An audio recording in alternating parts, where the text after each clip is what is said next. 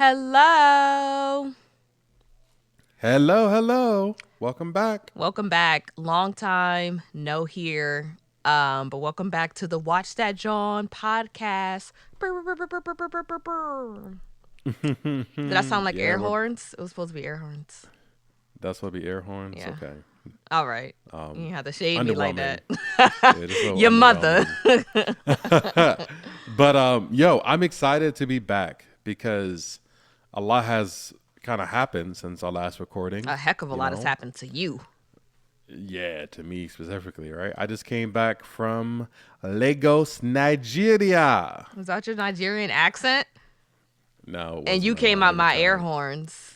And that was your Nigerian accent. Wow. We was in Nigeria. Now you sound like what's old boy name? Rest in peace. Oh, You sound like Nelson Chris. Mandela. No. Black Panther. Oh, You sound like his bad Ballsman. Yeah, yeah. accent. There's a thin line. One of our friends was telling us it's a thin line between Nigerian accent and the Black Panther accent, which is not the right accent at all, and it's offensive. Yeah. He said there's a thin line Yeah. to it. Even though Wakanda isn't Nigeria, so maybe that's a little bit of a So What did you just say? Wakanda isn't Nigeria. I know It's I know not. it's I know it's not a real place, but it's its own separate country. So maybe in this fictional world country in Africa, they sound like it's a shame I can't remember his name. Guys, we are very tired. Chadwick Ballsman. Is it Yeah, Bozeman? Bozeman. Yep. Okay, we sound like Chad. Maybe in Wakanda, people sound like Chadwick. But yeah. So how was Nigeria? Or do you not want to get into it? Because we don't have to. So the wedding was beautiful. We had a wonderful time. I was able to see a lot of old friends and met a lot of new friends. But the trip itself was kind of terrible. Yeah, it was god awful. It was the worst trip ever. We stayed at a crappy hotel. The food wasn't good because we only ate food at the hotel. We got stuck in traffic every single day. For hours, and you got sick. Yes, and I got sick as a dog. Yeah.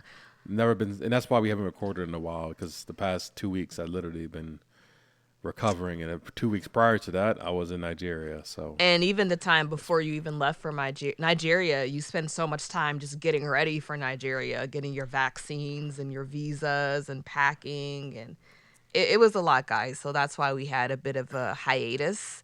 But yes, hopefully you were a good student and took that time to watch the movies you haven't watched and listen to the reviews that you haven't listened to yet. So exactly. Especially since the Oscars just happened it did. last night, Did you watch all of and it? I did watch most of it. Okay. That's so. A lot of our movies won something, right? Yeah. So the best picture was won by Oppenheimer, which we reviewed. Oppenheimer they took everything, guys. They took everything. They, t- they did, and I predicted it. I predicted it was gonna win an Oscar. I did. Go back and But listen I to the didn't think, episode. did Barbie win anything? Barbie won like best song. Yeah, because Greta Gerwig didn't win anything, did she? Yeah, but no. The Whisper Girl, Billie Eilish. Billie Oh Eilish. Yes, yeah, yeah. I yes. remember they're like, here's Billie Eilish performing her Oscar-winning song, and I was like, that's weird to say an Oscar-winning song, but songs are in movies, so it makes sense. Yeah. No, John Legend won Oscars, and he got his EGOT because he won an Oscar. Oh, do you know for what song? I don't know, You don't man. know? I just said I didn't know he got an EGOT. You didn't need that. Yes. All right. What is it? The Emmy, Oscar, Grammy, Tony. Grammy, Tony. Yep. But yeah. Who else won? That's about it, dog. It was literally No, but Oppenheimer. animated. The best animated Oh, The film, Boy and the Heron won. The Boy and the Heron And won won the most Golden animated. Globe too. Yep, and won the Golden Globe. And this movie that we review today, American Fiction, American right? Fiction. That won best adapted screenplay. Yes. So Yes. this My first time director Cord Jefferson. Cord Jefferson, Yeah. yes. So I was watching well, did you hear his Oscar speech? I heard his pro ceremony speech. Okay. It was more like a Q&A. Yeah. So you said he literally said there are so many people out there that wants the opportunity that I was given. Thank you all who worked on this movie for trusting a 40-year-old black guy who's never directed anything before. It changed my life. Yeah. So yeah, this is his directorial debut, and I actually watched a CBS interview with Cora Jefferson, and pretty much so he used to be a journalist. He used to work in journalism, and he said that the only stories he would cover, they'll come to him and ask him, hey, do you want to do the Mike Brown story? Do you want to do the Trayvon Martin story? Do you want to do just a bunch of stories about unarmed black men getting killed by the police or someone else, when it was just kind of the same things. And when he moved on to film and television, they asked him to kind of write about the same things. And he Yeah. literally said that there's a real poverty of imagination when it comes to people's perception of what black life looks like. And I think that sums up American fiction as a whole. No, and I agree. And he also says something along the lines of that there's diversity in diversity, meaning that the black experiences have a wide range. And you know how you're in, and you probably happened when you was in school, it happened with me in school, where you're in a class, you get one or two black folks, and the professor looks at you and say, "Hey, Mary, what is the black perspective?" And I always felt that was unfair because I can't give the whole black perspective because I don't speak or understand or have the whole black experience. Every experience is unique, just like you wouldn't expect every white experience or Asian or Hispanic experience is the same. There's similarities, but there's diversity in the diversity. So that's why I like this movie in particular, because they talked about, like he talked specifically how he didn't go and show the typical side of Boston, right? That's where the movie was largely based out of Boston and LA. But the typical side of Boston, is I think angry drunk white people when I think of Boston. exactly angry drunk white people. And Larry Bird. Yes, and Larry Bird and the Boston accents, you know what I mean, and the towns. But the side of Boston they showed was Boston with all black people in it, right? They showed Boston that it didn't feel like Boston. I've never been to Boston, but it didn't feel like how I imagined Boston to be at all. It's not. And I've been to Boston too. I have been to Boston. And you're right. It did not feel like Boston because it was in downtown Boston. It was in Massachusetts. It was at a beach house. It was at their beautiful brickstone house, So yeah, I think he wanted to show that all black experiences isn't the same. I thought that was really good. And he said he wanted to make a movie that was about these kinds of serious issues about race, about identity, about sexuality, but that felt really inviting to a lot of different kinds of people. And I think he did that because even when I saw this movie twice. I saw it in the theaters with a friend, and there were a lot of different people in the theaters. There were a lot of white people in the theaters. There were a lot of black people in the theaters. Like, it wasn't just, like you said, like, it wasn't just a black movie, Yeah. Not saying there's anything Yeah. wrong with black movies. There are great black movies, but you know how sometimes if I don't know, I can't go up to anybody and talk about Love and Basketball, or Exactly. like the next Spike Lee joint. This Exactly. was a black movie, but it wasn't put into the little box of black movies. Like that scene in the movie. We're jumping forward. I'm just giving an example. That scene in the movie where Monk finds his book in the African American Studies section, and he's like, "What is this? This is not Yeah. what? The only thing, the blackest thing about this book is the ink." Is the ink. Exactly. So, yeah, and you know, this book is actually based. This movie is actually it's adapted from a book, and that book is what, Yes, it James? is. Erasure Erasure. by Erasure. You It was know not what Eraser. it's erasure. Like everyone says, Erasure. yeah, like you know what erasure means. How do you say it? You never use the word erasure, like the erasure of, I don't know, of black people in history, or You know, James, come on. You know it. You never No. use the word erasure. It means what does erasure sound like? What does it mean? It sounds like eraser, but I wasn't trying to say eraser. I was trying to pronounce the sure part. The erasure. But you well, I guess you never heard that word before, like said. You know what it means, but you never heard it said. There's a word like that. What There's a lot of words for me. that you know what it means, but you never heard it said. So it's like, how do you pronounce it? English is weird. How do you pronounce it? Yeah, it's called erasure, and it's by we don't know I think his name is Percival Everett. What did Eileen said his name was? Percival. Arlene said Percival. Yes, Percival. Percival Everett. Okay, so this is a 2001 book, and I believe that Percival, he did an interview with the New York Times, and he said in the last 4 or 5 years, as his generation of young Black artists are popping up, the people interested in making and adapting work has changed. It used to be a 60-year-old white guy looking to option something. Now it's these young people who are interested in arts and not commerce. Exactly. Exactly. And that's why he was interested in making his book a movie, you know, because You finally I have the read right this, people to tell the stories. exactly. You have to have people with a vested interest because if not, ironically, like the movie, they kind of just turn it up to get ticket sales, Yeah, you know? yeah. And this movie did have a low budget and they didn't market it very well. When you first mentioned American Fiction, I never heard of it until it got I didn't nominated. mention it. My friend mentioned it. She was like, "Are y'all gonna Yeah. do American Fiction?" I was like, "What even is that?" Like, What I even didn't, is I didn't that? know what it was, which is crazy since it has big names like Issa Rae and Tracy Ellis Ross and Sterling K.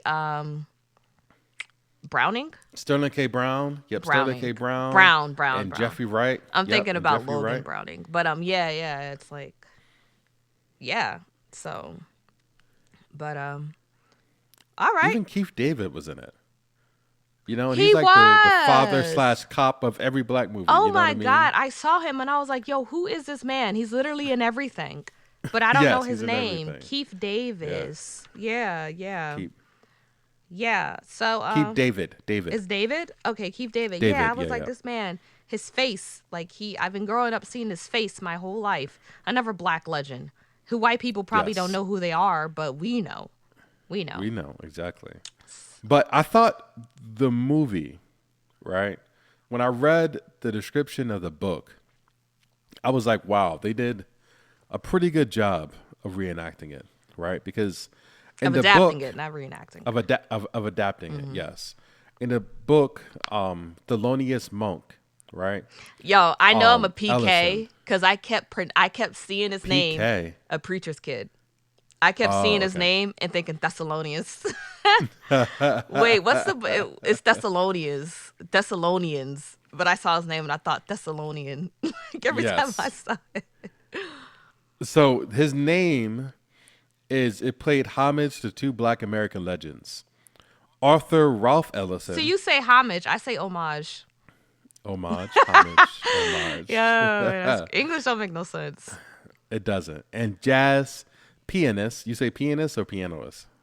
Pianist? I say I don't say that word. Pianist, I guess. Pianist. Yeah. Pianist. Pianist? It's pianist. We sound so penis, stupid. Mary. It's penis. We sound real dumb today, y'all. We're tired. I haven't had my nap today. It's fine. It's fine. And composer, now I can't say You the didn't name say anymore. composure. You said composer. Composer. Yeah. Words are hard. Remember we said this earlier? did. Thelonious Monk. So basically he's named after two brothers. That's all I'm trying to get at. Right. Yeah. And in the book, right, they described him as middle-aged and is a man of uncompromising artistic standards and dwindling financial prospects. So how you got strong opinions, but you broke? You broke, right? And Beggars can't he be was- choosers. Yes, and in the opening of the movie, I loved it, right? Because he Oh was my basically- God. Yes. Let's talk about the lecture. Let's talk about the Yes. lecture and that annoying ass students.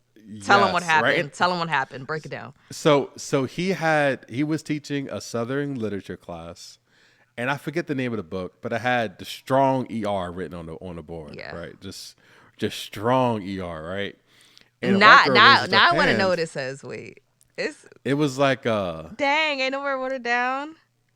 no, I didn't write it down because I'm like, oof.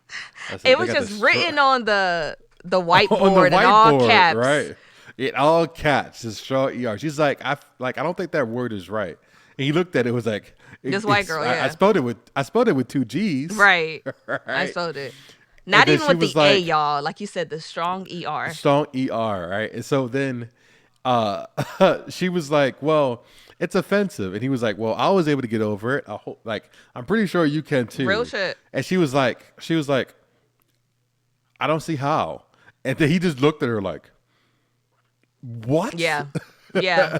like, he was like I'm literally very teaching this stuff, you yeah, know? yeah. It's just allyship. There's a fine line that you have to toe when it comes to allyship, people. You, Yeah. you can't be more offended by what makes you uncomfortable than what actually is happening, and you can't Yeah. let your discomfort block you from getting knowledge. If a black man is here, it's uncomfortable. It's supposed to be uncomfortable. Exactly. But to That's the whole literally point. argue with a man about an experience that you've never had, it's And he wild. mentioned it. Yeah. And he mentioned it. He mentioned that, that he said the ideas were archaic, Yeah. and but you need to look at it at the lens of what is happening. In Mm-hmm. America, we talked about this before, but it's like we're not just embarrassed by our history, we deny it. They put their head in the sand like ostriches and just hear no Exactly. evil, speak no evil. And it's like Like, ignoring oh, it like is how it happens again. exactly, right? How do you get to know like what your grandpa thought of if you don't read the grandpa's racist book? You know what I mean? Right? Like Yeah. the Dave Chappelle book. Like, I read the book. Oh man. Remember the Dave Chappelle when he was acting like the white supremacist and he wrote When nigga he was a book? Klansman Yeah. and he didn't know it because he was blind. Yeah. Dave he was like, Chappelle nigga book. is a jewel. Yeah, he's ridiculous, right? But no, I thought that scene was funny. It was, but then about he got suspended for it. people, how do I say it? This isn't his first incident. I think he cussed her out, like how the way she stormed out the room and how furious he looked, saying, "Does anyone else have a fucking question?" He was very aggressive. He was very aggressive. So I don't think it was necessarily the content. It's just that we see Monk is a man who I feel like suppresses a lot, and he has a lot of anger. He has a lot Yeah, of he pent does. up resentment about things. Which understandably, but I think he kind of reached his breaking point, and I thought that was, watch this movie a second time around, it was a lot funnier. Like, I Yeah. literally cracked up.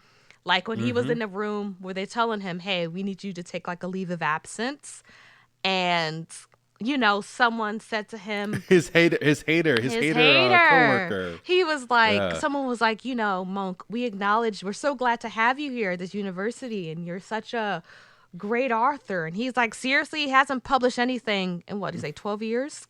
And he was like, Oh, he said I wrote 3 books in the time it took you to publish since your last one or something like that. yeah. And he's like, that proves to me that good things take time.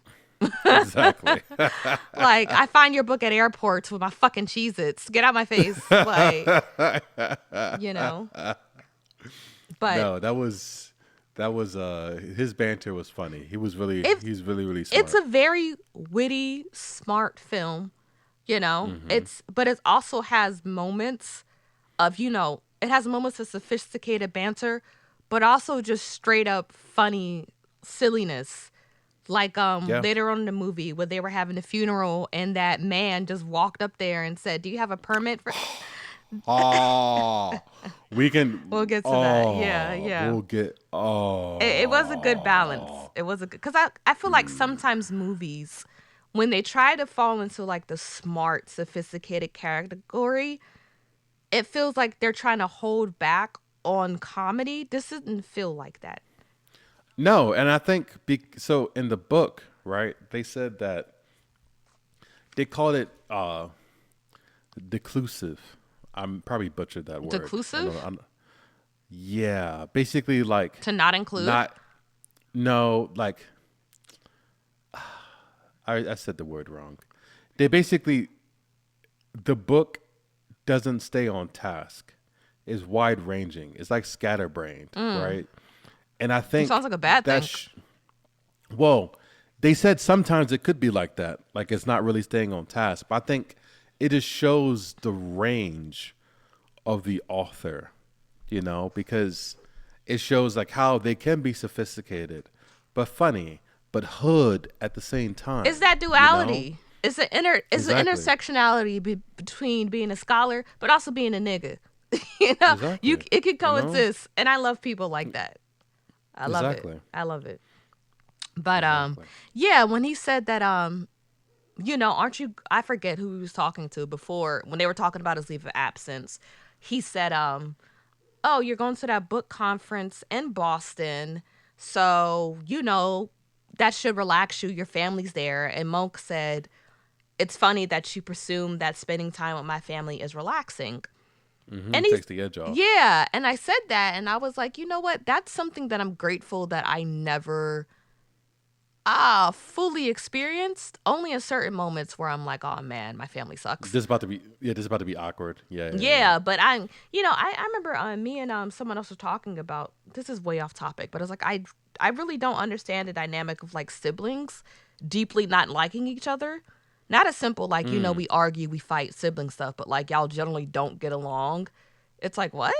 Like what do Yeah, y'all mean? Like, so I saying that, I was like, I am blessed to have a family that I generally enjoy being around and that I like, you know. yeah. But No, you're right. It is a blessing, and when he came home, right, he was greeted by his sister, which I have I love Tracy still, Ellis you have a Ross. crush on her. I do. And who I doesn't? do. Honestly, who doesn't? Her fashions always on Yeah. point. Her hair And it's beautiful. Her red and lips. it's and it's crazy because I don't like her at all in Girlfriends. When she was younger, I start thinking I start seeing her a different light when she got older in Blackish. She aged like fine wine. Yeah, she aged like fine wine. She reminds me of Felicia Rashad when she was like Really? in the Cosby shows. Just like how the way you said the aging part, right? Just like sophistication, but still cool. You know what I She's mean? But she's a little effortlessly older. cool and Yes, genuinely funny. I exactly. forget what movie it was, but she was in this movie with Dakota Johnson, I believe. That is the brunette that was in 50 Shades of Grey. And she was a musician, and Dakota was like her manager or something. She was Oh, I do remember that. Ice Yeah, Cube was in it yeah, too. yeah. She was hilarious. She was Yeah. just No, so full of she's herself and confident, and she's just effortlessly funny, just so freaking funny. So yeah. yeah, she is. She is. And so when Monk comes and meets Lisa, what's his Tracy Ellis Ross. Wait, but you forgot. You forgot about what happened at the book conference. I did. Yeah. You go. Okay, so he I, gets to Boston and he has his little forum and no one is there, which I understand because who really goes to them? But he says that no one's at the book forum that he is, not the forum, the panel discussion. That's what it's called, right? the panel Because discussion. they're all lined up for another author named Centaura, Yep, Centaura Golden. played by Issa Rae. And the book that she wrote is We's Live in the Ghetto. So first time I saw that book, right? First time I saw the title, I was like, "What the heck is this?" But the second time I watched the movie, I read it again. I was dying. Yo. We's Live in the In Ghetto. the ghetto. Oh my Like, goodness. How did you feel about the excerpt that she read? yo, when she was like, "I'm going to the pharmacy." Yo, Sharonda. Why you going? Yo, Sharonda, why you going to the pharmacy? You can't be. You pregnant again? Yeah, but he could be a good baby daddy this time, or whatever she said. Like, They sounded like slaves. They sounded they like really slaves. did. It wasn't No even one- just like ebonics or street talk. They said the fact you said I says, where you going? Yeah, I That is says. slaves. That is slavery. That is heats and cotton and lashes. And I don't even know. That's nobody in the hood is saying I says. I Like, says. What is is she, I, 46, 54? Like, just what? What is going on? only thing I could think of if they were like deep south. I'm like Mississippi South, like Alabama South. Maybe they saying I says. I really don't think so. Maybe. I really don't think so. Maybe. Like, I don't know. DQ listens to a lot of Memphis rappers. They don't sound like that. They still have a little, they still sound modern. Like, they literally sound like it's 1814. Like, Exactly. Mamas is at the door. Like, mamas, you coming out, mom? Like, I was like, what? And the white people ate it up. yo, they loved it. They just sat up there, and I loved how Monk's face, yo. He was just like, he couldn't believe it. He was just like looking around like, is everyone brainwashed? Are these people idiots? We just read this garbage, and everyone's over here like fawning over it. And then then later on in the movies, he would see reviews and saw it was raw and visceral And and all important. these other and important. And he just like, what is going on? So Right. what do you think the appeal of books like that is? I think it's expected. I think people expect black authors to write stuff like that because it's what people know. Yeah. And people like struggles. That's why people like drama. People like feeling other people's pain. And they also, I feel like this day and age, people low key, with good intentions sometimes, they're like, I want to support black authors.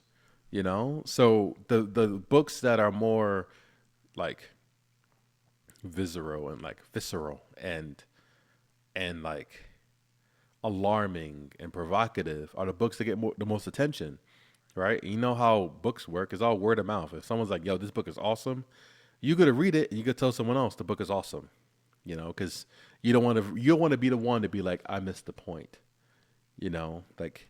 So I don't know, I think it was kind of it was I don't know, but at the same time I feel like that this guy, right, with his storytelling, he was like Jimi Hendrix, What go? right? What guy? Imagine a monk, right? So this is how I felt Monk felt like, right? Monk probably felt like Jimi Hendrix. Hold on. Jimi He Hendrix, the felt guitar. about what? About we live in the ghetto? No. Listen, I'm about to make the comparison, right? So I feel like Monk, where he was a Harvard, like he studied at Harvard. He was studying at some fancy school in California. They didn't mention it, right? And he had incredible literary talent, right? And I felt like that he was like, imagine, like he was imagining himself, right? The Jimi Hendrix, right? The famous guitar player, right? Is playing at a concert and people see Jimi Hendrix playing, but they turn around and they go dance and party and everything to Sexy Red. That's probably like that comparison. You know what I mean? It's like I you listen to guys. Bach and I listen to Kodak Black. No, but I'm saying it's like musicianship versus style versus, you know what I mean? It's like, if you kind of compare the type of writing he had, right, between like it was good, like traditional good literature. But people like the Pound Town, take a Pound Town. What I mean? People like the catchy stuff. People like the, you know what I mean? And I think that's what he kind of saw himself as. If I compare like the music genre to the literary. And I get that. Sometimes I like an easy read. I like Yeah. something that's easily digestible. Can I tell you how long I've been trying to read Dune? That book is freaking crazy. They just introduce whole new concepts without explaining it. They have a glossary, James. This is Wow. a fiction book, and they have a full glossary, not a little page or two of terms, pages of terms. Glossary so much that sometimes definitions refer to other definitions. It's very political. And it's like, you know what? I put it down and I started reading this book my friend got me. I'm just like, Yeah. sometimes you want an easy read. Yeah. And I kind of get people gravitating towards a book called We Lives the Ghetto. I would never read that. But it's like, like you said, sometimes it's like Monk says it too. He said, look what they expect of us. Look what Yeah. they expect us to write. Like you said, it's about expectations too. But I do get the appeal where it's like, you know what? This is easy to read. Like, let me just sit here and watch it. And sometimes people, I think it's kind of similar to people like in horror films. Sometimes we want to watch stuff that's deeply disturbing. And if you already have this perception of what you think Black lives are, that's the easiest thing to get to. And then white Mm-hmm. people read it and they feel as if they learned something or if they're doing the work. You know, I remember Monk's publisher, he said something along the lines of white people think that they want the truth, but they don't. They just want to feel absolved. Yeah. And it's just, I feel like there's some sort of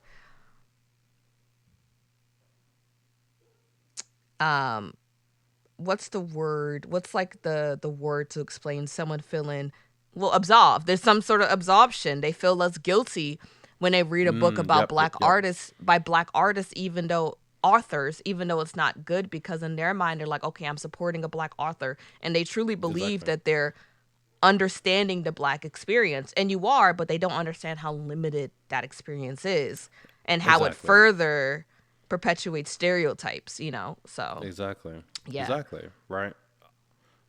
Yeah. There's an ad for Love and Basketball on Netflix as I'm watching it. By the way. That's it. People say that's not a good movie. That is a good fucking movie. Yeah, It's I well like Love and Basketball. written. The characters are well written. The story is heartwarming. I was like, what do y'all? Yeah, she played basketball for his heart. Don't act like you haven't done anything stupid for a dude. Come on now. Y'all did something much worse. That was their love it's- language. It was, and it's hilarious because Eileen looked at me. That's her favorite movie. Yeah. When I said Love and Basketball, she just smiled like, yeah. She's annoying. But yeah. So okay, so after the meeting with Satara, that's when he meets his sister. What's his sister's name in the movie? Lisa. Lisa. You know, she looks like a Lisa. She does look like a Lisa. Every time I imagine Lisa, I imagine light-skinned girls. It's probably because of Lisa Bonet. But Lisa is a very light-skinned girl name to me. Lisa. Yeah. Yep. So yeah, she's Lisa. She's a doctor. An OBGYN. She works in OBGYN. You know, she just got divorced. She's a smoker. She works at Planned You Parenthood. know, she's stressed out. Yeah, Planned Parenthood. You know, she had to go through a metal detector because people hate on what Planned Parenthood does. And now that And- abortion isn't the law of the land anymore, her stress yeah. levels are probably through the roof and just trying to get people, access to care that they need. And she's very stressed Yeah. out. She's very stressed out, But she loves her brother. She loves her mother. She takes care of them. She's the main caretaker of the mother. She's like the bridge. She's trying to connect. Monk also with the brother Will. Cliff. A Cliff. Yes, Cliff. In the real book, his name was. His name is I Will. think his name was Will. Okay. Yeah. He's But Cliff. but his brother Cliff. And she was basically the glue. So I was when I thought she was funny. Like you said, Tracy Ellis Ross. She wasn't in the movie long. She had a really short part in the movie. Do you but think that was a missed opportunity to keep her in longer? to not keep her in longer? Yeah. Yeah. Like probably. And when she died of a heart attack, I couldn't believe it. My jaw was just dropped. Yeah. Right. When she dropped, I'm like, because I just thought like, yo, man, you just found out that your mom is having memory lapses. She doesn't remember that. She has That Alzheimer's. Lisa, he didn't even know this yet. He just like, she didn't remember that Lisa was married. Right. So he just knew his mom was struggling. Oh and no, he's out you with his mean sister. you mean his mom. So Lisa and Monk's mom, when she asks Lisa, "Is your husband coming?" and Lisa's like, "Me and my husband are separated," and then Lisa was Exactly. like, "People don't forget that. There's something wrong with People mom." forget. Yeah. People forget dentist appointments. They don't forget about separation. Yeah. Right. Divorces. Yeah, they don't forget anything like that. That was Exactly. it was very sad, and I think, I always hear this in families where everyone lives their lives, but there's always one sibling who stays back and take care of the parents, especially if, if there's only one parent, like if their other parent is deceased or they're not together, because Monk's father How did he die? Yeah, he committed suicide. He shot himself in the head. So literally, I think Lisa's very stressed because literally she was all her mother had, you know, and she's, And Monk didn't have any money to help her out, right? So he just got laid off. You know, but even not even financially, just emotionally. I remember yeah, Monk asked Lisa when they discovered that there's something wrong with their mom. He asked Lisa, what should we do? And she looked at him. I remember the look that she looked at him. She seemed so exhausted. And she was like, why am I always the one who has to decide? Like, exactly. she reversed you don't know that your mom reversed her mortgage. So even if we, That the father was cheating. that the father was cheating, she was like, even if we sold the house to put her into care, we can't afford it because your mom's got a reverse mortgage. And there's so many things. And it's like trying to take care of another human being while also trying to handle your divorce, handle your career. I honestly understood why she had a heart attack. Yeah, no, it was crazy. Yeah. Stress will kill you, man. Stress will It literally take you out. And you know, the sad thing about it is she seemed fine. You know, when you talk to her, that's what you understand. You see the layers peel back. But she didn't seem like someone who was high stress. She still seemed calm, cool, and collective. But underneath of that, she was a laugh away from a heart attack. Yeah, exactly. And the last thing she said to her brother was,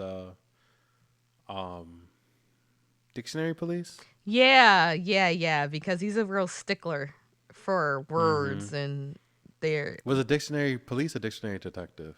a dictionary detective. Yeah, Dictionary yeah. detective. Yeah, it's like, wait, that's not the right word.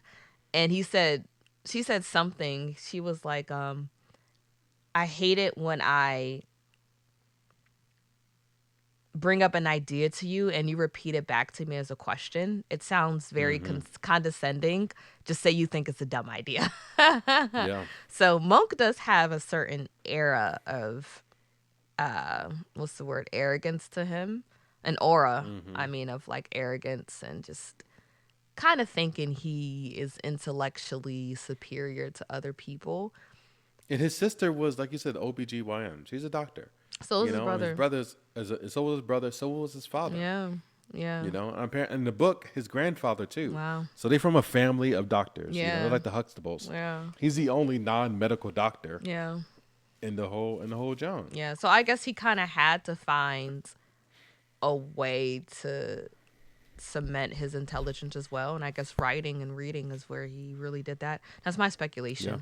But yeah, That makes sense. I was very sad when Lisa passed away. And honestly, in the movie, I don't think they mourned her much at all. Like, No, they didn't. They kind of kept it pushing, right? Because he saw her die, and then the next scene, they were at the beach, and no one was crying. Her mom wasn't crying. He was just like straight face. The only person who was crying is the first time we see Sterling K. Brown's character, Cliff, right? Monk teared up And when he was reading about how she's sad that she didn't die under the heaving thrusts of Idris Elba or Russell Crowe. He choked Yeah. up a little bit. He choked up a little bit, yeah. But then that dude, Philip. Philip, yo. Fuck Philip. Yo, I literally wrote that down. I said, F Philip, yo. Because, like, he literally saw these people more, like, obviously having some sort of ceremony, wearing all black, standing there. He walked closer to them. As they're walked through scattering them, her ashes. Their and dead say, sisters. do you have a permit for that? Yeah. Who has a permit? Like, Fuck off, Philip. He said, I'll eat Yes. your sweater vest for dinner, bitch. Exactly. And it's funny because when Monk was scattering the ashes, he turned back around and said, fuck you, Philip, too. I'll beat your ass. I was like, that's hilarious. yeah, that's That's hilarious. hilarious. Like, it's just like, what are you doing? Like, you just, Something similar happened. I remember for my friend's wedding, she had it in Tulum, and we were at a resort on the beach, and the ceremony's going on. They're saying their vows. Literally, my friend is saying her vows to her husband. And some man he just walks past us. Just some random, because, it's a resort. So the beach is open. It wasn't secluded off, but we were far enough away from people. And he literally just kept walking along the beach past the ceremony. And we're like, who does that? What are you doing? Yeah. Go. There's a whole mile beach the other direction. Why are you going this way? People don't have any respect. They really don't care. They really don't care. I'm like, and Philip was giving me bored, old, white neighborhood watch woman with nothing to do. Literally. Exactly. But do you have a permit? He's giving Karen. He Karen'd He's it up. giving a care. He carried it up, yo. What's the male Karen? carried it up. Carl? I think Kyle, maybe? Kyle, totally. No, Kyle was I fuck chill with and totally nice. Kyle. Yeah. Yeah, everyone hang out with Kyle. He's more like a... I don't know. He's not a Chad. Chads are like, he's not a Chad. Yeah, Chad he's not not cool enough Chad. to be a Chad or arrogant Yeah. enough to, I guess he is. I don't know. But yeah, I was like, fuck Philip. Get out of here. But yeah, and what's also was funny to me was when Cliff and Monk were, I guess it was the repast. They didn't even have a repast. It just kind of stood around and talked. Just hung out, yeah. No one even came to the funeral. It was low key. I was like, they got Tracy Ellis Ross the fuck up out of here. Like, damn. They did. But who else they did that? They did that to Felicia Rashad in Creed 3. They got her the F out of here, yo. she They just, lasted a little bit longer though. Yeah, they didn't have no. Felicia The Rashad. funeral was like they didn't have a funeral. They showed like Adonis cry for a second and they moved right on. But this was like, They moved damn. right on. They didn't even mention her that much afterwards. Like, No, and I would have been devastated. of course you would, because I'm your world. But Hmm. yeah, like Cliff said that he gave Lorraine, the maid, something to help her sleep. And Monk was like, why do you have heroin? Like, why do you have synthetic smack on you? He had oxy. He had oxy. Oxycodone. Yeah. He gave her oxy to sleep, and she was rocked. She was rocked. yo. And then he was like, yeah, you ever see a heroin addict? Them dudes can sleep standing up. Oh my goodness. It's just funny. The whole movie. No, is just funny. I liked it. I liked it a lot, Yeah. and I thought that Sterling K. Brown killed it, yo. Mm-hmm. You know, because he's always been ripped. You ever seen This Is Us? No. Okay, he's always been ripped, you know, but like he was just like cool and smooth and just like funny, and but also like he has a way of being depressed and sad. And there's one part of the movie where he was partying in a house with with his two gay friends, For right? Lorraine's wedding, yeah. Yep, for like doing lines of coke on the table. And when Lorraine came up, it basically accepted him, and was like, "You can stay for my wedding," you know. And he looked. He portrays so vulnerability childish. very well. Yes, Yeah. so vulnerable, right? Just Daniel he's like, Kaluuya does okay. that too well. Daniel Kaluuya does do that too. Daniel He just Kaluuya. whispers. You can't hear what he says. I hear what he says. But like, I gotta listen. Really? Dude. I gotta have subtitles whenever that dude talks. Just them puppy dog eyes. Daniel Kaluuya. I keep saying Kahlua. Isn't that a drink? Kaluuya. He just, yeah. But no, Sterling K. Brown, and like you said, he felt like a little boy. He was just like Yeah. a child, just wanted to be accepted and loved in a way that his parents didn't do or couldn't do. But yeah, and he was nominated for his performance for Best Actor in a Supporting Role, you know, and Jeffrey Wright was also nominated for Best Actor, period. yeah. But he lost to Robbie Downey Jr., which I thought Robbie Downey Jr. kind of killed it too in Oppenheimer. I thought he did a really good job, but just I don't know.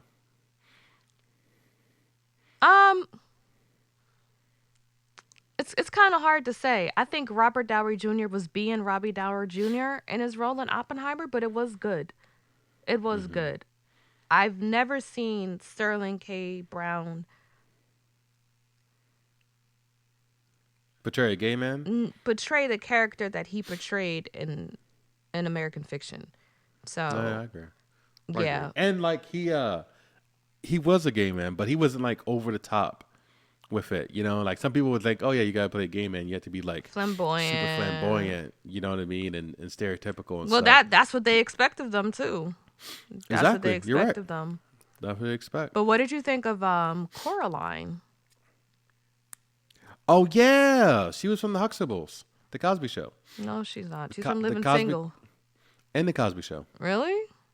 No, Hmm she's not. Erica Alexander. I did. Yes, she was Murphy. I looked it up. What episode? I don't know. She was on the Cosby I don't Show remember and being Living in the Single. Cosbys. Yes, yes, yes. She's in the Cosby Show and Living Single. But She was a anyway, no, I thought it regular on was. the Cosbys? I don't know if she was a regular. I saw she was on the Cosby sucker. Move on. I'm verifying now. Yeah, because I'm like, what? I saw her If on she's there. a regular, I don't believe you. But if she was on the Cosby Show, I believe it. A lot of people on the Cosby Living Show. Singles in the Cosby Show. She was Pam Tucker on 48 episodes. Really? She was on the Cosby Show for 2 years. Guess I didn't watch it much. But yeah. What did you? I have some thoughts about her. What did you think about her? I thought she was pretty. I liked her. I thought that I thought I liked how upfront she was about what she wanted. You know, because she invited when she first saw Monk, right? She was walking to her house and she dropped some fruit and he helped her. And she had him in the house and they were talking, they were drinking wine, conversating. She realized that she owned one of his books, you know, and was talking about how she's a defense attorney. Ooh, that was But the, interesting. Do you remember what she said when Monk had asked her how how do you feel about defending people who are guilty guilty? Yeah, people? yeah. Yeah, and she's like, all of them are guilty, but you don't judge people on their worst actions. What do you think about that? And when you say all of them are guilty, what do you think she meant by all of them are guilty? Like the people she defends are guilty, or the people on prosecution and defense are both guilty? I think she means the people that she defends are more often than not guilty, right? But she feels like she prefers to defend the guilty people because everyone deserves a second chance and shouldn't be deserved of their worst action. So you think a person is more than their worst deed? Yeah, absolutely. I think it depends on the Absolutely. deed. No, I do. There's absolutely. some I think deeds I you can think do that I cannot look past, and for me, you are that, and I can't. yeah, no, I I'm not agree. saying But it's I right, but still there's some things where I'm just like, nah, nigga, that's you. yeah. No, there's some egregious crimes obviously that people do that will never be forgiven. But at the same time, humans can't forgive them, but God can. I ain't God, unfortunately. Well, no, fortunately, if I was God, we'd be fucked up. You stupid. Only blessings to people I like. Man, where are we? Well, okay, so one thing that we're talking about Coraline. Oh So yeah, yeah, yeah. we know that when Monk was at the house, her Oh yeah. ex dude came in. So she should have warned him because he could have certified like he could have got shot right then and there and the movie was over. Like she set him It's up. not that type of black movie, James. No, but she set him up. She didn't set him Like up. if it, He came home, and I get you though. I get, but she knows him. She knows that he is mature enough to accept the fact that they are no longer together, and she may be entertaining other men. And it's not like he found them like entangled. You know, they were standing in a yeah, kitchen, the- relatively far away from each other, having a drink. So, if he would have came, he asked if he was gonna stay for dinner. yeah. So honestly, judging by their conversation, I feel like they probably had a mutual understanding that, hey, we're going to see other people and we're going to be mature about it and cool about it. But one thing, I just wish she would have expounded more on that. We don't really know too much about Coraline. And it's funny because I remember when Coraline and Monk were talking about his books, Coraline said to him that you write female characters well. But I feel like Coraline we didn't know much about her at all. She kind of only existed as kind of like the voice of reason for Monk, or like another perspective for Monk, and kind of like a supporter of Monk. But we didn't really, I know it's a long movie. There's a lot of characters to focus on, but we didn't really hear much about her career. We didn't hear much about her past relationships. We didn't really know too much about like her goals and aspirations. She was just kind of Monk's smart, attractive girlfriend, supportive girlfriend, but it's just like that was kind of it. So I do feel like there could have been a little more, not depth, because she played the character very well, but just maybe like a little more time put into the character. Yeah, and I think that's kind of the struggle that movies adapted from a book has, because a book obviously can go on and on and on and on and on. Yeah, you got A to cut movie the has to fat be between an somewhere. hour and a half and 2 hours. Yeah, you got to trim the Yeah, fat right. somewhere. So in the book, if they dove into, I'm not even sure she's an active character in the book, but if they dove straight into that storyline in the book, yeah, you can dedicate a whole chapter to that. But in the movie, is not. And I I didn't care get about that. her. I'm just I didn't care saying. about her I'm ex. just saying about I'm just saying something that I would like to have seen. I understand, that you can't fit everything into a book, but that is one thing I Yeah, noticed about Coraline. Did you feel the same way? yeah. No, I didn't care about her background. Okay. I was mildly interested in and she said that's her ex. I didn't know if it was ex-husband, ex-boyfriend. You know what I mean? Ex-baby daddy. Like I don't know what ex meant, but like I'm like okay, he's X-Man, and then she just started hanging out with Monk, and that was Monk's only source of happiness. I wasn't listening for Right? a second, so I heard you say X-Men, and I was like, "What are you talking about?" In my mind, it's like, "Oh, he's saying X-Man, like that's our X-Man." No, Like I no, came I did back say into the X-Men. conversation, heard you said X-Men. I was like, James, what the fuck? I was like, let me just listen. But But yeah, so his mom deteriorated what was very his mom's fast. name? I forget. His mom was named crap. I gotta hop back. So the actor is Leslie Uggams, and her name was Agnes Ellison, but he just referred to her as mother. Mother. Yeah, that's another. Who Which, calls? What's wrong with y'all? Mother? yeah, I don't trust people who refers to their parents as mother. They sound Like explicitly, sociopathic. exactly like mother. Come here. What are you, a robot? The foot. Yeah, like yeah, that was weird. But no, man, she deteriorated fast when she let the bathroom water run in, and then she disappeared in the middle of the night So, at the beach. He had to go find her. so I can't remember. Um,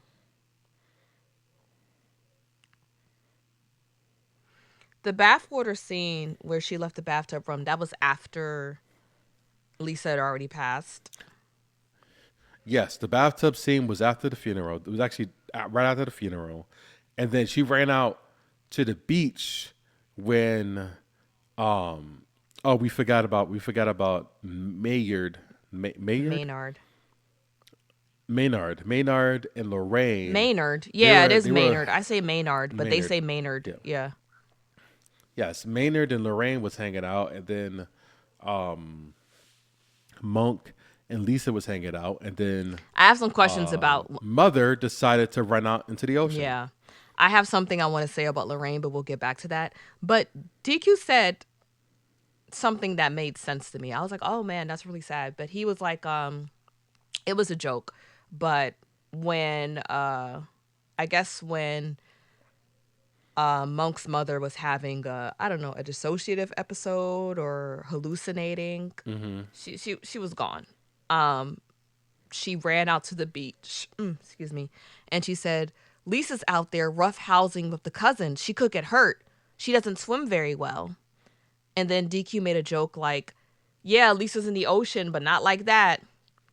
And I thought, oh, snaps. So they definitely scattered Lisa's ashes in the ocean for the funeral. And I was like, oh, man, that's really sad. Yeah. Is that her kind of, because she's like, she's not competent. Is that her, she understand, is that like kind of reality and her delusion messing with, like mixing, and now she thinks that Lisa is alive and physically out there? I was like, that's really sad. That is super sad Yeah. and dark and morbid, and I'm upset that you brought that to I my thought of that and I was attention. like, oh man, maybe, it's like a mixture of she knows what happened, but also she's unwell and she has Alzheimer's. And I was like, oh man, that's really sad. I felt bad for her the whole time when she was sitting there with that blank face. It's just, I think Alzheimer's is one Hmm. of the worst diseases out there. Just watching It someone really you is. It's love cruel. it's cruel, become a shell of themselves and A different just person. become infantile, especially if it's No, someone it's who who was who was confident, who was intelligent, who was competent. And now it's just like, yo, you don't know what's going on. You don't remember me. It's just it's really is I wouldn't wish that on my worst enemy. That's very sad. no. But one thing about Lorraine, does she seem like a mammy to you? What do you mean, Okay. mammy? When I say mammy, do you know what I mean by like the trope of the mammy character? No. Okay, so how do I explain it? The trope of the mammy character is an antiquated, racist character trope that pops up in a lot more movies than it's in so many movies. Do you remember Tom and Jerry? There was this black. Oh, yeah, yeah, yeah, yeah, yeah, yeah. Yep, yep, yep, So pretty much the man. yep. So the black woman who takes care of all the children, the housework. You know what I mean? I get you saying. Yeah, I get what you're saying. she normally watches white children and abandons her own because she needs the job. And she's normally seen as a character who is undesirable and a motherly type figure. She's normally bigger. And I feel like they tried to subvert the sort of mammy character trope by giving Lorraine a love interest and making her seem desirable in Maynard's eyes. Remember when he first saw her and he was like, Miss Lorraine. And I was like, That was hilarious. That was cute. yeah. And it was cute, but me and Victoria were both kind of like, the first time I watched it, you were like, she's this dark skinned woman helping this light skinned ass family, well, besides Cliff. And it's just like, she's giving mammy. She's giving mammy. She's very humble. But, they did subvert that because she had her own ambitions and everything. But I was like, okay, y'all. But I was like, I wonder if that's done kind of intentionally. Because once again, this is a movie about stereotypes. It is. One thing that I thought was so freaking funny. Remember when Monk was in his hotel room and a movie was playing on the TV? It was Get Rich or Die Trying. Oh yeah. DQ told me it was Get Rich or Die Trying. Oh, was it? Was Yeah. it? Was it?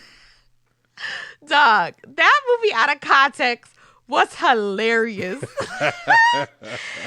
was like, just the camera like phased away.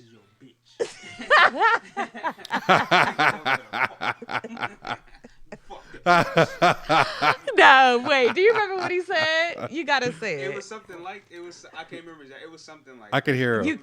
okay? It was Okay. something like. It was, Yeah. This nigga was holding It crack was. in his hand like, this is your bitch. Nigga was holding crack in his hand like, this is your bitch. You fuck the bitch. Don't let the bitch fuck you. That shit was nutty as hell. Yo, and then the camera pans away and it was like, because niggas ain't got no family. Shit was I was crazy. literally crying. I was crying. But in the context of the movie, it makes perfect sense. Get Rich or Die Trying is amazing. Sorry. Yes. I'm out of I was like, I don't remember the movie Yeah. being this bad, but out of context, Nah, it looks it crazy. just sounds like vulgarity It look crazy. and just senselessness. He said, because niggas ain't got no family. It was just funny because the camera was on the TV when they said that. So you just see Mo Yeah. going like, what the hell is this? Nah, it wasn't like. But he was taking notes. Yeah. He was taking notes. Yeah. And what got me right, my You know what it reminds me of? Oh, wait. He was taking notes. Yeah. The writers to write the book. What were you saying? so he was taking notes to get the most, like you said, hood, like derogatory, like he wanted to basically He wanted to immerse himself in niggerdom. yes, and niggerdom, right? and he was just so upset about how disingenuous he felt about it, right? That he sat and he wrote My pathology. My Pathology, right? No, you're saying it wrong. You're saying it wrong. Or My pathology. My Pathology, yeah. Right. Stag Arley. And it was he a read lay. it It was. by Staggerly. Oh, I didn't put two and Right, two because together. it's He like Flow Rider. Yes, he's exactly. He's staggering, Oh, Will right? I Am. He can't you know what I mean? He got like a little pimp walk, you know? No, that's He's swagger. like- I know, but swagger is the whole getup, but stagger is just like kind of like falling or whatever. Oh, you know what I mean? yeah. It's like a little Yeah. gangster thing, you know. And when he was writing, But what were you saying? no, I'm about to get to the writing part, but you go first. When he was writing, I liked how they handled that scene a lot, how they visualized his thoughts in his writing process with the two characters in the room. And he wrote something. Van Gogh and Willy Wonka. Yeah. I was like, Van Gogh's a hard name. I was like, I like that as like a street name. You paint blood, nigga. I paint with blood. Watch this blood splatter. Call me Jackson Pollock. But My canvas is a concrete. You know what I mean? Like, fake blood, and the canvas is a concrete. yeah, we real hood. Say nah. But what was I saying? Yeah, I like that visual depiction, and he had the older character who you said Willy Wonka. Willy Wonka. He called Willy Wonka. Willy Wonka. Even though he didn't say his, and his name was. I had it on That with was Keith subtitles, David. so I saw. Yeah, so Keith Davis Keith is David. Yep, Keith David. Keith David's And then character. the dude from Alexander Hamilton was in it. Oh, that's him. Okireki. I don't even know how I'm pronouncing. Oh, it. whatever. He's he was Madison, and Hercules Mulligan. Oh That's yeah, I love him. He has such a powerful voice in Hamilton. But He does. you know they're He coming to Philly. I'm watching it. the dude. Do it. I watched it in Oklahoma. Yeah, It's really good. I'm mad, but it's at the Academy of the Arts, and literally they haven't renovated their building since the 50s. I feel like because the seats are so freaking small. Like you have no legroom. But yeah, Keith Davis said something. He was like, "Take a look at my black skin and complexion." And it reminds me of, you remember on Don't Be a Menace, where Bernie Mac was like, "I hate black people. I hate black pepper. I hate my gums because they black. I hate Whoopi Goldberg's lips. I hate Forrest Whitaker's neck." That's what it Whitaker's reminds neck. me. That's what it reminds me of. Yo, I hate my gums because they Yeah, black. look at my. Exactly. That's what it reminds me of. It's just like, and I kind of hate books like that too, where like it's just, I've read Self-hate all the time. not even that. Like I don't know. I've read bad black literature, and it's just books where it's like I looked in the mirror at my cocoa caramel skin and my kinky hair and my voluptuous booty and round nose. It's just like, we get it. You're black. Like, can we move on? Like, I don't know. It seemed it's too on the nose. It was just too on the nose, and it was just too, I guess it was an easy read. Yeah, I've read books like that. So reading that, I was like, God, this is crazy. This is crazy. Why he shoot his pop though? Because why not? He said, "You Why ain't not? shit, so I ain't shit." And he asked him, "Why'd you do that?" And Monk was just like, he just shrugs. "Oh no, nigga, this is what you want." I'll just. But you know it was so Yes, funny. But what? Remember, Monk was watching TV again, and they said celebrating Black History Month, and they showed clips of all the black movies, and it was just trauma movies like Precious and Roots and Boys in the Hood, just niggas getting Exactly. shot and slaves getting Exactly. beat. I was Yes. crying. Exactly. I was crying. Yeah. Exactly. Exactly. And that's what he was trying. And even the director. What were you going to say before that? Right. You going to say something before that before I cut you off? Do you remember? Is it Lost to the Cosmos? Oh, what I was gonna say is, in that scene when the two guys were acting out his book, My right? pathology. Yes, and he was like, and the son was like, "What do I say?" And he gave him like a speech about how, like, his mother and his father. I thought that speech was pretty good. I thought it was pretty good too. You know what I mean? Like, like you said, it was a very expected speech, but I think it was written well. I was like, okay, Monk, even when you try to write garbage, your literary prowess is still on display sometimes. It's still kind of showing through. Exactly, and I think that's why, like he thought the book was garbage, and probably it was just like him. Like I said, it was like Jimi Hendrix rapping. I'm going back to Jimi Hendrix. Yeah, thing. have you Jimi been Hendrix listening to singing, him lately? right? What's this kick about Jimi Hendrix? Well, I would just think about black. Like I just thought about a black artist that was undeniably talented, and the first thing I could Prince, think of Michael, was Jimi Hendrix. Beyonce. Like from like musically, like Prince. You know what I mean? Prince, my nigga. Yeah, but when I think of guitar, I don't think about Prince Prince. is the devil. He plays every instrument. I know, but I just remember Jimmy. Okay. No, I was just wondering. I was generally wondering, but even But like yeah, but even like the I name guess- of the book, My Pathology. It's an intelligent name. You know what I mean? Which is why he later is. changed it to fuck. But it jumping forward a little bit.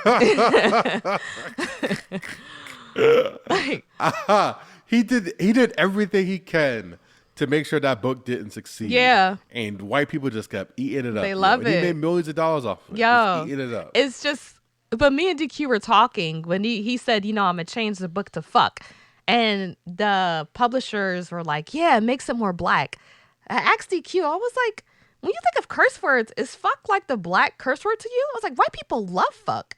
I feel like fuck is a very white word. Like, I go to the gym with a bunch of white people. When they are getting in the zone, they say, fuck you, man. In movies, how many movies have you watched where they just dropping the F-bomb all crazy? Like, fuck you, Brad. What the fuck?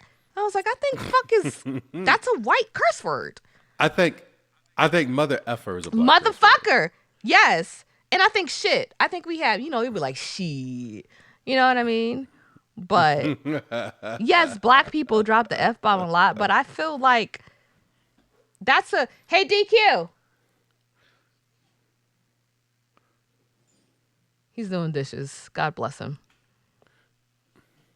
Someone got to. I do dishes. I don't think he hears me. But yeah, I'm just like, I feel like white people love the F-bomb. But yeah, even My Pathology, I'm like, that's let's look up the definition of I'm trying to say it right now. Pathology.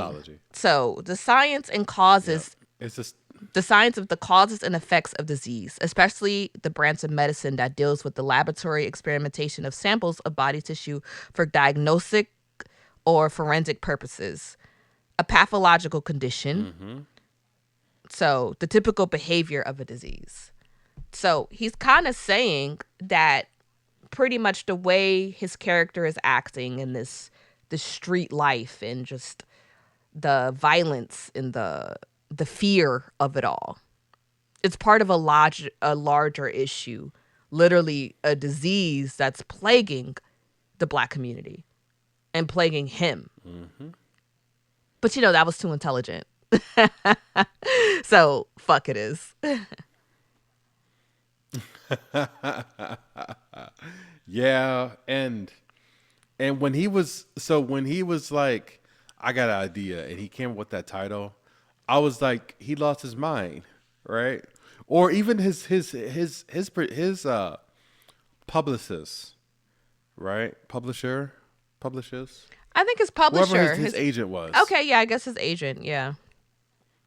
Right, his agent saying like, yeah, Arthur, that's he's his a name. fugitive, right? Yeah, Yes. yeah. Arthur, he's a fugitive. That was a little much. That funny was like, what? What like, if they could've fact background check checked this? Like, He was like, they don't even have money to pay for editors. Yeah, They're not fact checking anything. And they didn't. They did not. They did not. They didn't like, oh, he's a fugitive, and because he was a fugitive, that's how he got the movie deal. And it's crazy what little white lies can do. Yeah. Yeah. But Yeah, but Were you impressed that he was able to finish the book? I was, because like you said, how did you describe Monk? How he's written in the book? What did you call him? You said that he is. He was they called him like basically a snob. He was a literary snob. But you said And he something was, like, un- yes, he has like an unwavering sense of creative. You said something. yeah, is a man of uncompromising artistic standards. Yeah. And dwindling financial prospects. Listen, I get it. I get it. As a creator myself, I ain't gonna put out something that I don't believe in. I'm not gonna do it. Yeah. It's why would I do that? If I have complete artistic freedom, if I can control it, I'm not gonna put out something that I hate. Like, Yeah, people do it all the time to make money. You but at hear same all the time these artists saying they put out a song, it's their single, it's chart topping, they can't stand it. They just need it for the money. And that's how I remember. Yeah, Nirvana said that About what? with about "Smells Like Teen Spirit." Really? Right, Kurt Cobain. I remember him saying he was like, "I hated that song." You know, he was like, "I hate." He basically said he wrote that song. It wasn't his favorite song, but it got so popular he had to play it every single concert. You know, and you know, I guess it's- that's kind of like we lived in the ghetto. Sometimes we want things that aren't that good. Like, Yeah. not saying the song isn't good, but yeah, I like like it. I think it's you're bigger. the singles on albums are normally the worst songs for the Yeah, most they part. really It's are. the album cuts that's really like, oh, this nigga crazy. Like, you know. Yeah, and this could sound crazy, right? But like, and I love these two songs, but like, Kendrick Lamar's "Backseat Freestyle." All my Right. life I had money and money power. and Respect power. my mind or die from Or lead die shower. from that shot. I pray my Give Get big as big the as Eiffel the Eiffel Tower, so I Tower. could the world for the 72 world for 72. hours. That joint goes hard, and Ah, drinks ding, go ting, hard. ting. But like other songs on that album are mind opening. You know, Hold what I on, mean? what? That's Good just- Kid, Mad City. That's Good Kid, Mad Yeah, City. classic Like, it album. just classic, Yeah. right? But like, that's not his best songs on the album, but that's the songs you hear. Swimming People pools. wanna We hear swimming pools a lot. Swimming pools had a Swimming deeper pools. meaning, but yeah, It did, but people use it as a pull up. yeah, track. yeah, exactly. Just that We portion. the song is literally about the vice and the horrors that come with drinking, and we would drink to it in Exactly. school. Like, yeah, swimming pool full of Exactly. liquor. He's talking about how this killed his granddaddy and shit, and we just hear like, yeah, let's drink, let's do shots. Exactly, and I think that's why. Speaking of liquor, the Johnny Walker reference was really good. Johnny Walker. Right. Oh yeah. Okay.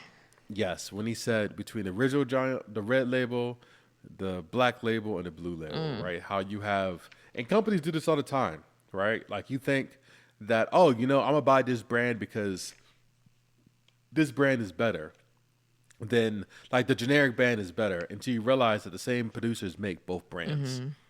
Right, they're just diversifying. They're that's not diversifying. That's some sort of business term where they're basically adding like levels to their portfolio. You know, you have the great stuff and you have the crap.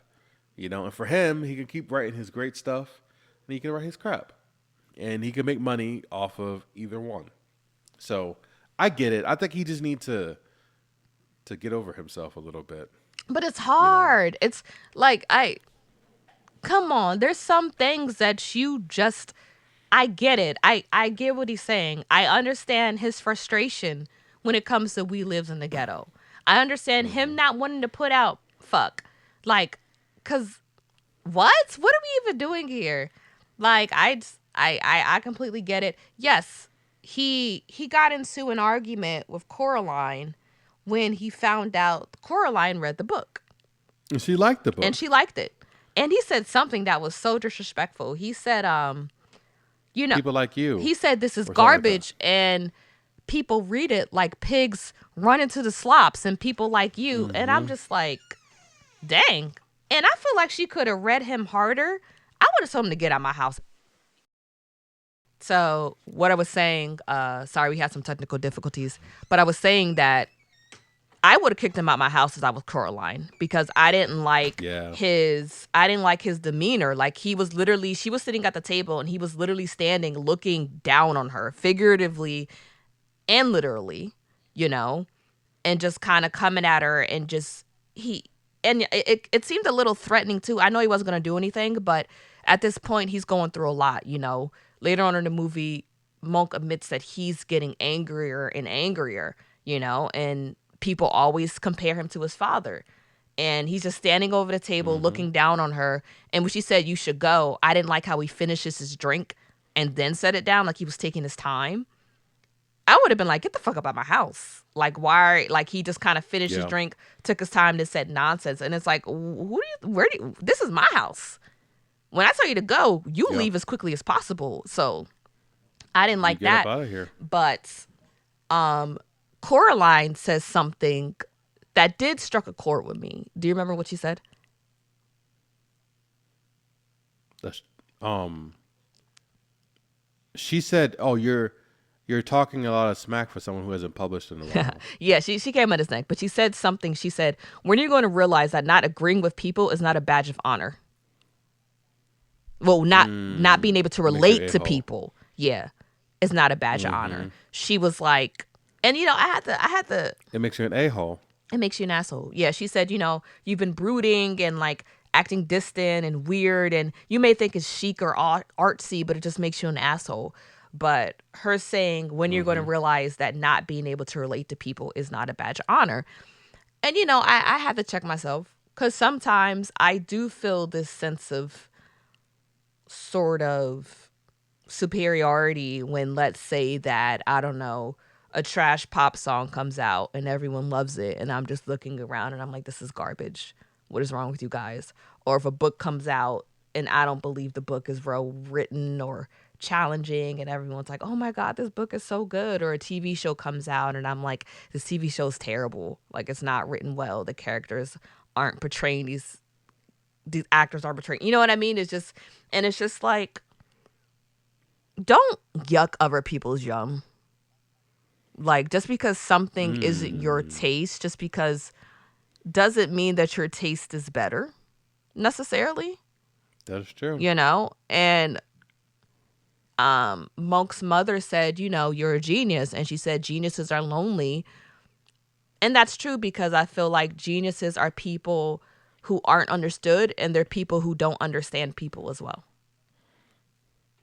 Yes, but if you remember, she was like, your father was a genius and he was lonely. And if I would have left him, that would have made, even though she knew he was cheating, that would have made him even lonelier, right? And she was like, you're a genius too. And then Monk was like, yeah, I don't feel like it sometimes. He said, yeah, I know Cliff. So she thought she was talking about the other son. Oh. Right. I don't remember she that. She thought she was talking to Cliff. her gay son, Cliff. Yeah. Right. And I think his story, you know, where he basically got caught sleeping with a man and he got kicked out the house. His wife took half of the practice, half of everything. His kids hate him. And his kids hate him, you know, and he turned to drugs and partying and everything. And his mom, even though in the whole movie, right, Cliff is a plastic surgeon. You know, addicted to drugs. For some reason, we don't see him. He was addicted to drugs, but like I'm saying, but Cliff is a plastic surgeon the whole movie, and not once did you think this man's a genius. So you thought that Jeffrey was a genius. Who's Jeffrey? But Jeffrey Wright. Jeffrey Wright, and I met Monk. Okay. Yeah. You thought Monk was a genius, right? But I think her saying that did twofold. One, it meant that she understood, even though she didn't really get along with Cliff, right? Because remember, there was dancing. That broke my heart. And she looked at him. That broke my heart. Yeah, it was such like, it was such a tender moment, you know. But then she looked at him, and she said that, and it literally broke Cliff. It literally broke Cliff, because it's like you said, once again, it was that vulnerability. It was that childlike wanting of acceptance and love. It's like, so many people turn their kids away because of their sexuality, and it's like they just want you to love them. They just want you to love them and accept Exactly. them. And it was really heartbreaking to see. And like you said, I think that's why he was so touched when Lorraine and Maynard Mm-hmm. accepted him. And even though he was wilding with his little naked boyfriends, half naked boyfriends, I'm like, ain't no way in the Doing world. coke on their table. I'm like, ain't no way in the world naked dudes is not making me food. Put some clothes on. Wash your hands. Like, I don't want your penis anywhere near my pancakes. But when Lorraine and Maynard accepted him, he felt that because that's what he wanted from his mother. And he just, even on a moment like that, the precious moment of them dancing, him showing you that he loves you and cherishes you, and you just like, I knew you weren't a queer. I was just like, wow, that was literally heartbreaking. Yeah. No, that was rough. Yeah. It was rough. And then Monk said she But doesn't I know what feel she's like her saying. say- And I'm like, dementia doesn't make you a homophobe the last time I checked. Yeah. Just the filter goes away. Because I remember Cliff said when they were trying to find a nursing home for her and care, Cliff was like, why are you looking at places that expensive? Like, why are you looking at the best places? She wasn't the best mother. Mm-hmm. So, Yeah. And that's real. That's real. yeah. So let's jump to the ending. Well, let's what's the ending in your mind? Because I want to talk about We're a little long. I want to talk about the meeting when the conversation with Centaura and how you think that went with Monk and Centaura. Yeah. No, jump to that, and then we could jump to the 3 alternate endings, essentially. So when Centaura, right? You mean where? So Monk reluctantly agreed to join this board where they were, basically selecting who should win like The literary award recipient. artist of the year. Yeah, right. And his book, his satire book, F, popped You up. can just call him my pathology. My Pathology. Yeah. So that movie popped the book. It pops up, and he's like, "No, why is this on here? This is garbage." But then, to his surprise, Centaura also agreed that the book wasn't great. He was surprised by they should not Centaura win. a lot, actually. I remember throughout the film when they were have their meetings online, he seemed generally shocked that Centaura was intelligent and was reasonable. Yeah. There are a few times she'll say something and he'll look taken aback and he'll be like, no, I absolutely agree. And it's like, it's that duality. It's like, Yeah. just because I write about this doesn't mean that I'm not intelligent. Doesn't mean that I'm not capable or incompetent. But continue, yeah. Exactly. He did the same stereotype that he was upset that people were doing. Right. Is he typecast her, like you said, based on that one book. But then when she spoke and she explained like, she was like, "Hey, I did research in this book. I went down south and actually tried to learn about how people talk and everything." I didn't think her argument was strong, though. Did you think it was? I'm talking about the meeting before him, but I was still Well- kind of like, oh, I agree with Monk. Still. Yeah, so she admitted to pandering. She was Yeah. like, "This is what the audience wants. I need to pay my bills, and I can write well, so let me do it. Feed them what they want. Manja, I'm feeding the crap. Manja, eat the crap, eat it. And a lot of people do that with TV shows, with movies, with books. Like everyone's not super passionate about everything they create. Like even products. People just make skin products and hair products and perfumes just because they know it sell, not because it's good, because people will buy it. And that's literally the definition, in my opinion, of what's good is, are people willing to listen to your story? And I thought Aline actually pointed out when they actually selected My Pathology, right, to be the winner, the formerly known My Pathology, right?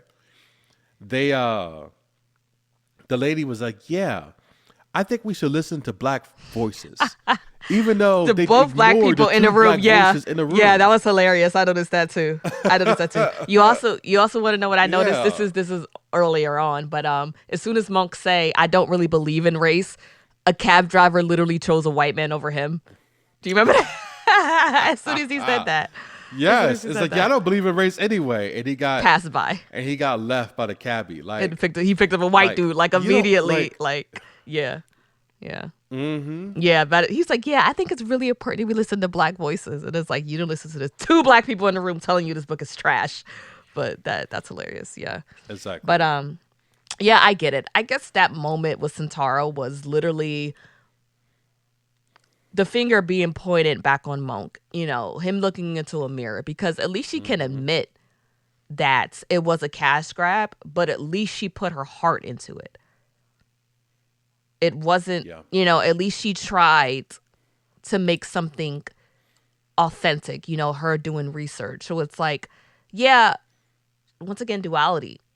It's a cash grab, but I still care about it and I still put my time into it. And maybe if Monk read the book, he would understand that, you know? And also, you know, she was significantly younger than him. Was she? Right? She was teaching yeah, Issa Rae's younger than Jeffrey Wright. That doesn't mean that the characters are younger than each other, though. Jeffrey Wright in this movie looked the same age as his mama. But he did. But I'm saying it's obvious that he's younger than. I don't think it is. I don't think much older. But listen, him and his mom look the same age to me. So I don't know what's going on. But yeah. Anyway, I think it's obvious that she's younger, meaning that he was around more. So if she, as an artist, need to bring out a book, like your book has to splash, you know, a big splash. And if you write something more genuine and more her speed of what she want to write, people go to read it because they like her, you know. And that's what I realize is that. What do you I mean? Don't like you mean books. her? I like authors. What? I mean that. An author if is a you selling know point for you that- with books. Yes, right. If I know I like the author, I like their style, I like what they write about, and I read their first book and I love the first book, there's a higher propensity, there's a higher chance, right, for me to buy their next book. You know? So she had to go and do something catchy to catch all the fish. And the next book, if she do something different, something more intellectual, something deeper, people will still buy it. Even if they don't like it, they'll still buy it because it's her. And that's what they like first. And she won her awards, right? And she got, you know what I mean, like the notoriety, right? So people just keep reading it. Even if the second book isn't as good. And you see that kind of happen throughout. You think she got notoriety? Like people knew the book wasn't good and they still bought it? No, I think people love the book, and because they love the book, they go love whatever else that Sentaro puts out. Okay. So that's what I'm saying. Like that could also be. I'm a being the motivation by watching. dictionary Like, detective right now. But what? I get what you're saying. But what did I want to say? So one thing that I'm still not sure what happened. Did Monk come clean? Because I know he came. So did Monk? At the end. Yes. So did he come clean to the dude who wanted to make Plantation Annihilation? Like to the movie producer. He did because he. Yes, he did because he was just speaking normal, and he knew he was a writer, and he knew that. So I think he came clean to him and said. So he told him that he was Stag Garley. About the lie. So he told him that he was Yes. Stag Garley. Okay. Yes, and he basically was like, instead of making a movie about this book, make this movie about me writing the book and telling a lie about it. Okay. Right. Which is a far more interesting movie, in my opinion. So what did he do at the award show? Did he really go up there So what he said, and say, no, at the award show, he said he did nothing. He just got up and walked out. so does Coraline know the truth? Did she actually come in the room? Because he said the real Coraline isn't returning my calls. Is that because he cussed her out about reading the book?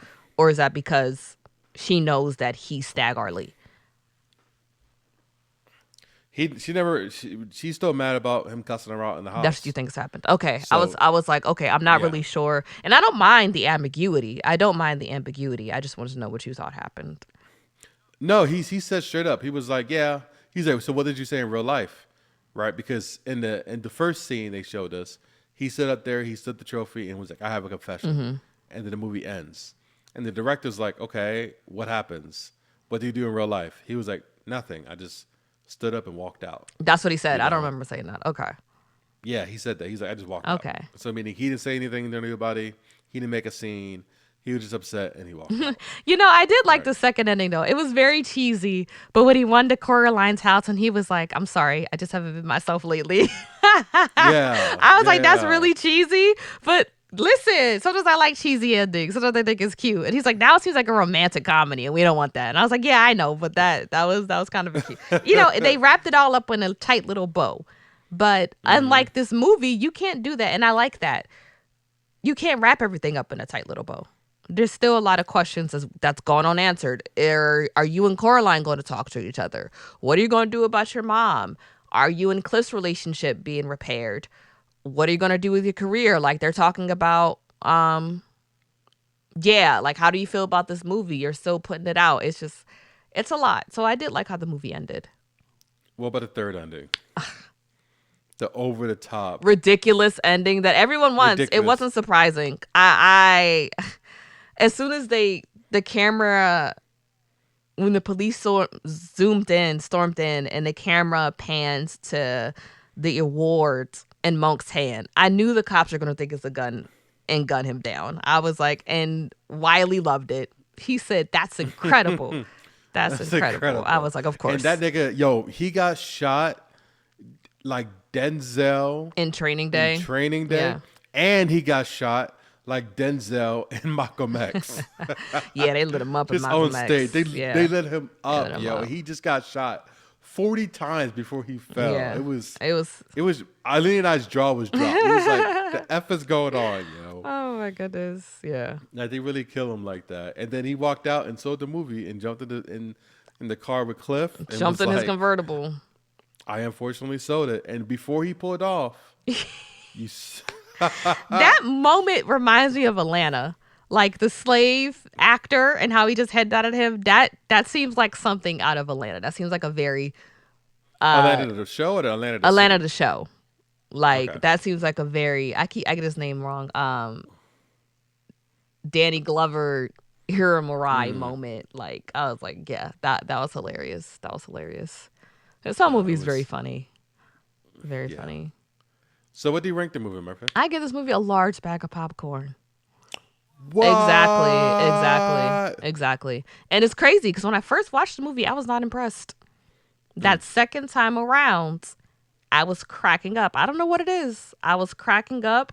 I thought it was a lot more funny. Like when I first watched the movie, I thought it was one of those movies, like I said, where they try to be so witty that it feels like they're holding back on the comedy and it ends up not being that witty and also not being funny. I watched it again and I was cracking up.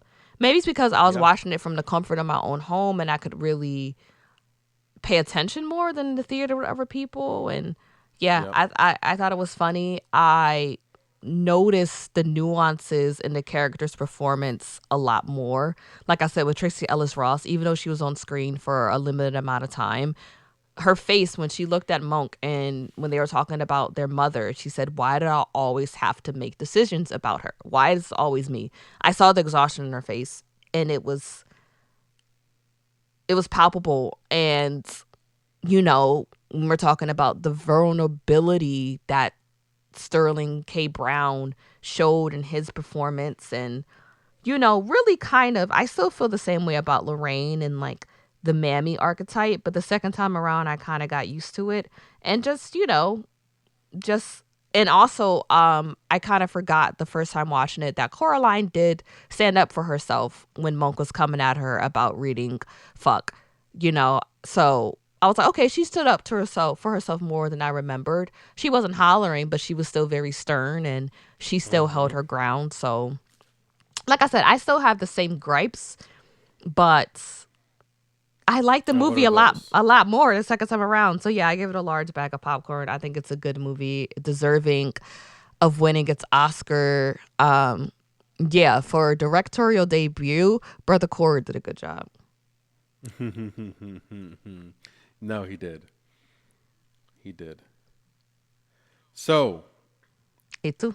I give it a large bag of popcorn as well. We're finally on the same Right. page. We're finally on the same page. I think the only thing we agreed on is like Luca, right? No, But- we both loved Spider-Verse.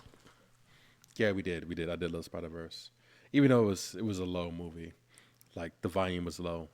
This movie, right? I think they was able to take a bunch of great actors, put them on a stage together, and not have anyone kind of overshine the other, you know. And I think that Jeffrey Wright as Monk, he killed it.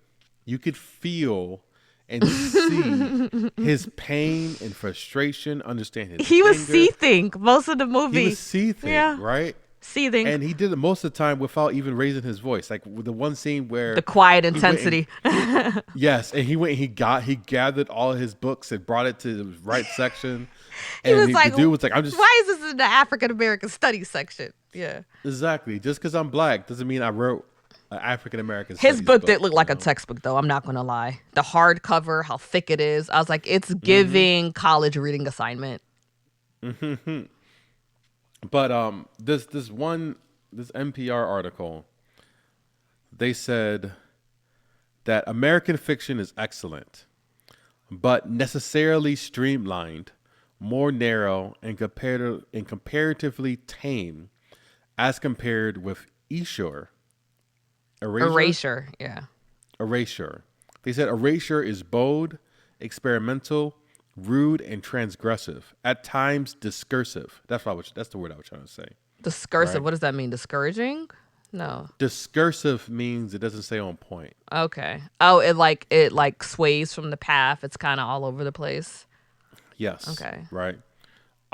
Film goers introduced to Everett, and Everett is the author. Percival. Through the film, right? Through the film, might wonder what the fuss is about. In this case, the expected advice is well earned. Read the book. So I think we need to read the book. I think the book is going to be fantastic. You know, it was written in 2001. I don't know if the same storylines kind of lined up together. It seems pretty similar with the characters and everything. Yeah, at least the theme is similar. But I think if those questions you or the other listeners might have, I recommend reading the book. And I'm impressed because it's very hard in film to depict someone writing a movie while in the movie. But I couldn't imagine in a book, you're writing about someone writing a book in your book and make it followable and interesting. So that just seems just difficult, but a feat, you know, in its own, just putting that layers in without any sort of visual help. So yeah, that's all I got. You have anything else, Perfect? Nope. No? Okay, well, thank you to listening. Thank you to listening. Go to watch the whatever movie, y'all. episode. It's on Amazon Prime. Yeah, tell Yes, them. it's on Amazon Prime. Yeah. It's on Amazon Prime. You just have to get their MGM subscription, which Amazon bought MGM, which is crazy. Amazon got too much money. They do.